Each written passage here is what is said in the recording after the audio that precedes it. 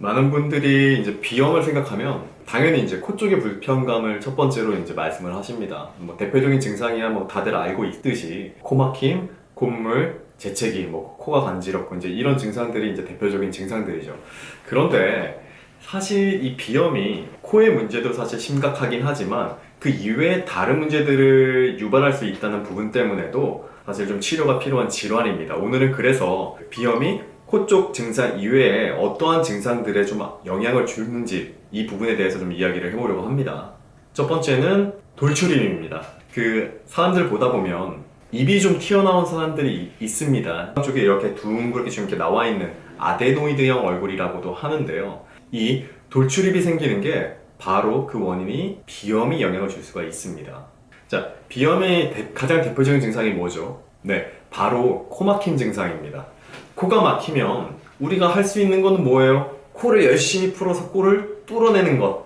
하지만 코가 그렇게 쉽사리 뚫리지 않은 경우에는 당연히 이제 입으로 숨을 쉬어야 되겠죠. 이제 구강호흡을 하게 되는데 특히 언제 많이 하게 되느냐? 잘 때. 평소에도 물론 많이 이제 입으로 숨을 쉬게 됩니다. 항상 입을 벌리고 있게 되는 거죠. 사람의 몸은 되게 신기합니다. 어떻게든 살기 위해서 최선의 노력을 다합니다. 코가 막히기 때문에 입으로 숨을 쉬어야 되죠. 그런데 입을 항상 다물고 있으면 어떻게 될까요? 숨쉬기가 좀 어려워집니다. 그래서 입이 자연스럽게 숨을 쉬기 편하도록 입이 약간 이렇게 벌려있는 구조로 입이 변화하게 됩니다. 입이 나온 사람들 보셔서 아시겠지만 입을 다물질 못해요. 잘 입을 다물려고 하면 오히려 신경을 써서 입을 꽉 다물어야지 편하게 그 입을 이렇게 다물고 있기가 굉장히 어려운 입 구조로 이제 변하게 됩니다. 특히 이 증상은 성장기 아이들에게는 이제 많이 나타나게 됩니다. 성장기 아이들 같은 경우에는 골격이 계속 발달하고 성장하는 과정이기 때문에 어떤 특정 행동이나 자세를 많이 하게 되면 몸의 구조가 그렇게 변화하게 됩니다.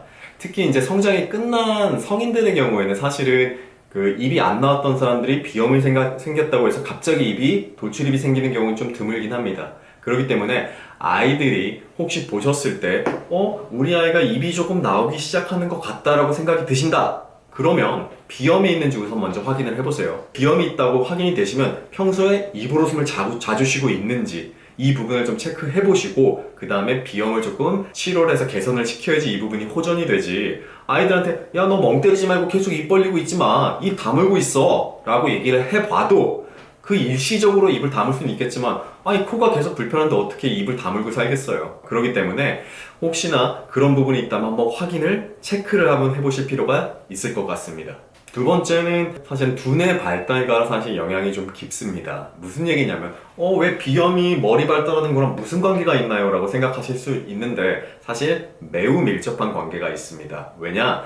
비염은 바로 호흡과 연관이 있기 때문이죠. 두뇌 발달에 있어서 가장 중요한 부분은 사실은 산소 공급입니다. 그럼 왜요? 코로 숨 못 쉬면 입으로 숨 쉬면 산소 공급 되잖아요. 맞습니다. 그런 산소 공급은 되는데 두뇌가 발달하기 위해서는 어떻게 되죠? 뭔가 세포가 열심히 분화되는 과정에서는 열이 발생합니다. 그래서 아이들은 성장기이기 때문에 이 머리 쪽에서 열이 많이 발생을 하게 돼요.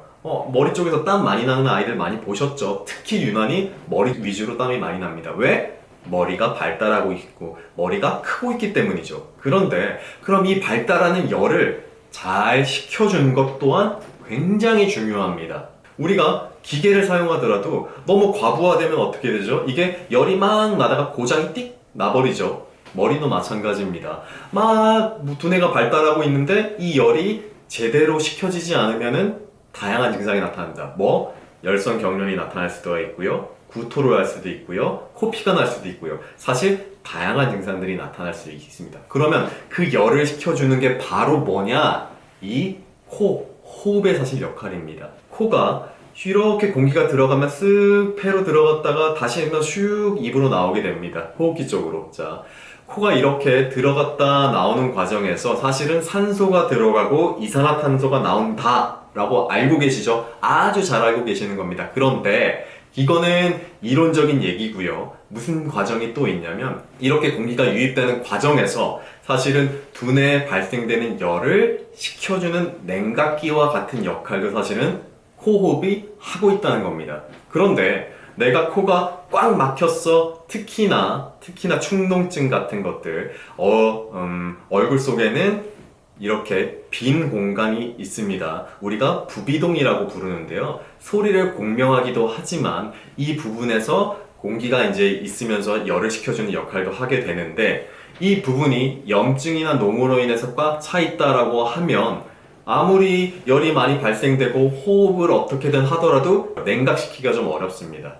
그렇기 때문에 두뇌가 발달하는 과정에서 그 발생하는 열을 제대로 제어하기가 좀 어려워져요. 그래서 비염이 있는 친구들은 이런 경우가 많습니다. 첫 번째, 두뇌가 계속 열을 내고 있는데 이걸 식히질 못하니까 어떻게 된다?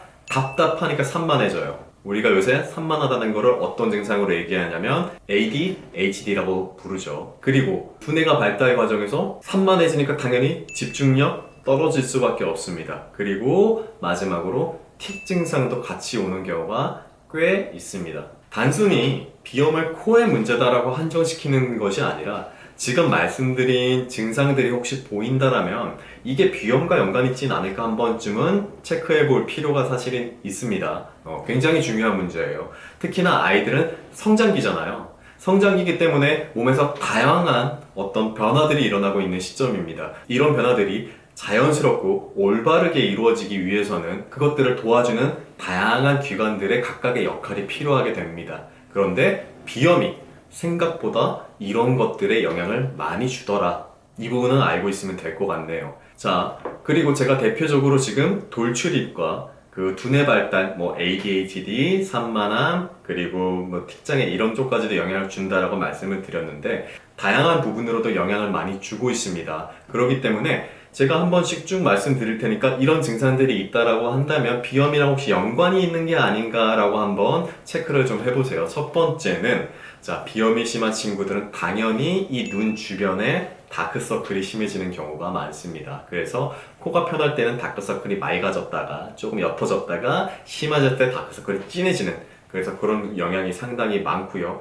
자, 이 부분 그리고 정서적인 부분에도 굉장히 영향을 많이 미칩니다. 왜 그러냐면 내가 콧물을 계속 흘려 혹은 숨쉬기가 너무 힘들어 이러면 아이들이 짜증이 굉장히 많아집니다. 그래서 어머님들이 이렇게 얘기해서 우리 아이가 원래 안 이랬는데 짜증이 점점 심해지는 것 같아요 라고 얘기하는 게 우리 아이 성격이 나빠서가 아니에요. 무슨 얘기냐면 내가 자꾸 몸이 불편하니까 당연히 정서적으로도 짜증이 늘 수밖에 없습니다. 그리고 마지막으로 성장에도 영향을 미칩니다. 기본적으로 염증은 골성 숙도를 낮춘다라는 논문 발표가 있습니다. 그렇기 때문에 염증성 질환들을 갖고 있다, 특히 비염과 같은 알레르기 염증을 갖고 있다고 하면 이 부분 역시도 키성장에도 영향을 미칠 수가 있습니다. 자, 마지막으로는 우리 아이가 자꾸 입술이 건조해져요, 갑자기 입술이 터지고 피가 나고 포진이 생겨요, 그리고 입을 자꾸 말라요 라고 한다면 코가 막히기 때문에 입으로 숨 쉬는 게 영향이 굉장히 많습니다. 그래서 구강호흡을 하고 있다 혹은 그 입술 주변이 굉장히 마르더라고 한다면 이 부분 역시 비염과 연관이 있습니다.